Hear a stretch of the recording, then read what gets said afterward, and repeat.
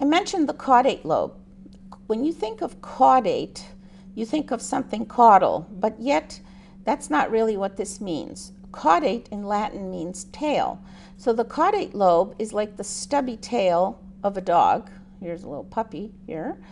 And it's actually one of the more cranial parts of the liver. Now we pay attention to the caudate lobe because the caudate lobe is functionally an autonomous segment. And it has often been said that it is spared in liver disease.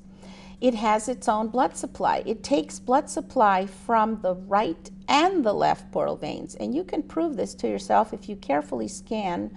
If you have a good patient, a thin patient, and you look around the portal veins, you can see small branches entering the caudate lobe. And you can also see venous drainage, separate venous drainage directly into the inferior vena cava. And supposedly that drainage here is what helps to protect the caudate from other diseases. Now, another thing you should know about the caudate is that it itself can look like a mass sometimes. We call that a pseudomass. Here's a section of the liver, and it looks like there's a mass in the caudate. So I would caution you, this is an artifact. If you ever think you see a mass in the caudate, ask yourself first, are you sure that that's not a pseudomass? What happens with the pseudomass, the ultrasound beam comes through the portal structures and becomes attenuated. So it partially drops out, giving it the appearance of a hypoechoic mass. If you move off of this porta and come in with the beam from different angles, you will see that this is not truly a mass. That's why it's a pseudomass. Also, the caudate lobe can become enlarged, especially with cirrhosis. We can actually measure that. This is described in the literature. And the caudate is enlarged when a certain ratio of the caudate to the right lobe is enlarged. So what we would do, we would take a transverse section of the liver, we would take the medial margin of the caudate and the lateral margin as the lateral margin of the portal vein. That we would measure as the width of the caudate lobe, and the rest of it is the width of the right lobe. Then we would take a ratio of C over R, or caudate over right lobe, and if the ratio is over 0.65, that becomes an enlarged caudate. If the ratio is over 0.73 or so, that's very specific for cirrhosis of the liver. But you have to have the whole transverse scan on one picture. It's easier to do on CT. So now that we've talked about the hepatic and the portal veins, this leads us into the basis of modern lobar and segmental anatomy. This is the basis of surgical procedures nowadays. This is the reason why surgeons can go in and remove a subsegment of the liver, let's say a metastasis in a subsegment, and not harm other parts of the liver. This is possible because of now our understanding of this lobar and segmental anatomy. Now, we've already told you that hepatic veins drain peripherally, so they are interlobar and intersegmental, therefore we use them as dividers. Portal veins feed the segments centrally, so they are intralobar, intrasegmental, and we use them to name the segments. So here we'll start with the hepatic veins as dividers. Here's a transverse section high in the liver, and we see the 3 hepatic veins coming together at the inferior vena cava.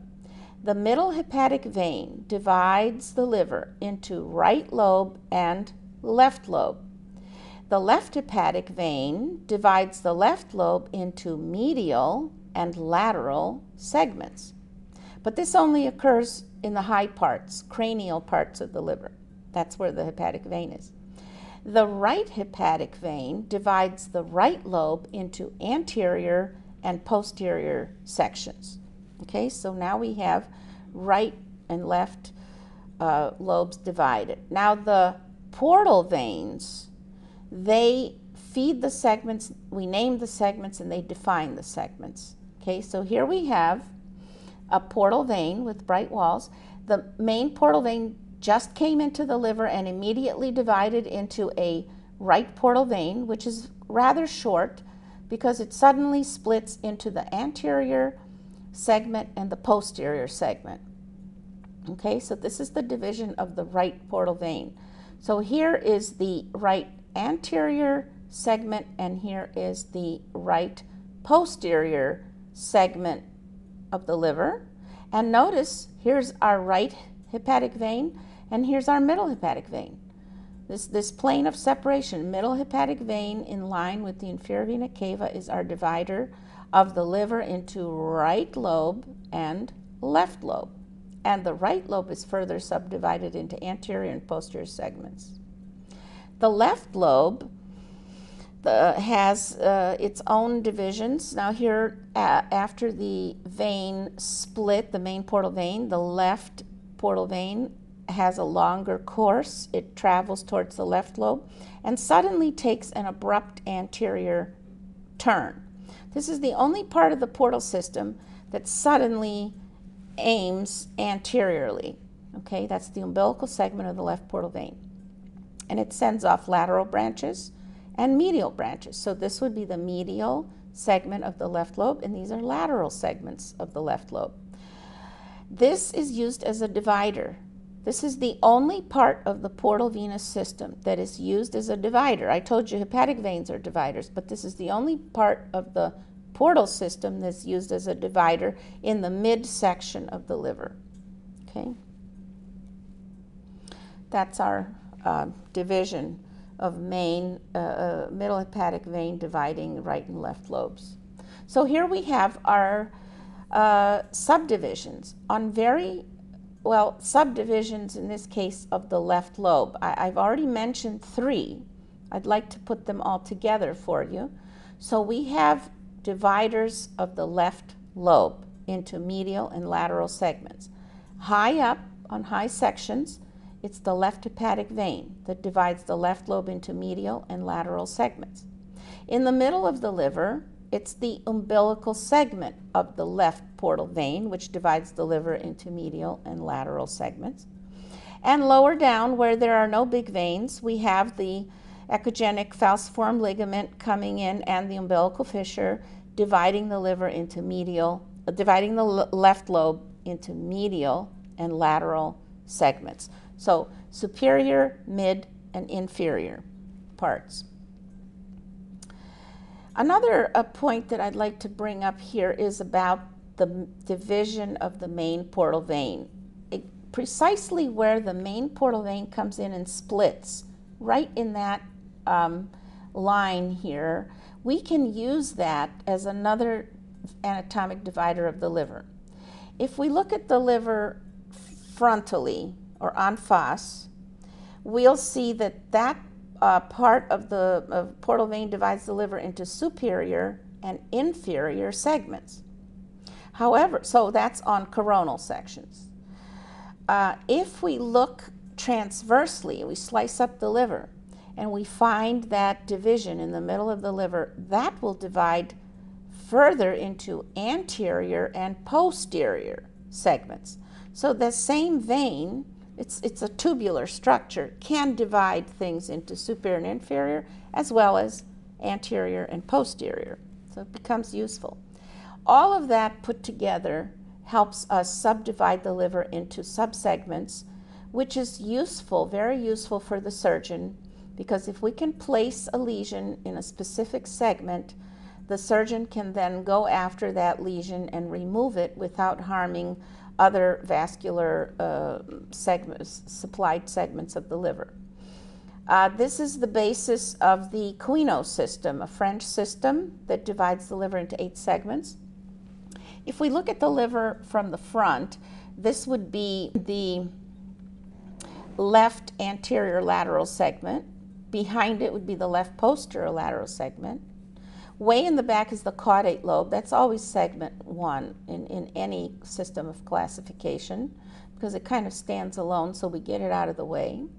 Then we see the medial segments. We have a superior and inferior medial subsegment. And when we get to the right lobe, here we have anterior superior in blue, and we have anterior inferior in purple. For you to see the back, I've rotated this liver slightly. So here's anterior superior, anterior inferior. In the back is posterior inferior and posterior superior. These segments are labeled 5, 6, 7, and 8. It's kind of an unusual system. It kind of twists around like a figure 8. Nonetheless, each segment has a number. Now, I don't think that you should learn all of these segments with numbers because you have to know what your surgeon uses. Your surgeon may not use this classification. But if you divide and explain that it's left posterolateral or right posterior superior, they will know then which part of the liver the lesion is in. So here's a little quiz. Name the subsegment with the cyst. Okay, this is a transverse scan of the liver. So where would you place this cyst? What subsegment? This is transverse, and here's a sagittal scan. Okay, well, I hope that you were able to see that this is the middle hepatic vein, so this is in the right lobe. And this is the right hepatic vein, so that's in the anterior segment of the right lobe. And it's up high by the large hepatic veins, so it's in the anterior superior part of the right lobe, which is segment 8. And that is confirmed here on the sagittal, where this cyst is high up sagittally rather than in the lower parts of the liver. So then you can tell, you can precisely locate this lesion.